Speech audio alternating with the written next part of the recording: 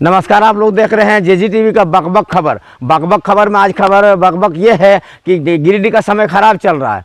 मतलब गिरिडीह का नहीं, गिरिडीह के टावर चौक का समय खराब चल रहा है। अरे यार माफ़ कीजिए, गिरिडीह के टावर चौक का समय नहीं, गिरिडीह के टावर चौक का टावर का समय खराब चल रहा है। खराब समय ये है कि बहुत सालों पहले गिरिडीह के पहचान दिलाने के लिए गिरिडीह के मेन चौराहे पे टावर का निर्माण किया गया था। उस टावर के निर्माण के बाद गिरिडीह के उस चौक का पहचान गिरिडीह टावर चौक के रूप में होने लगा।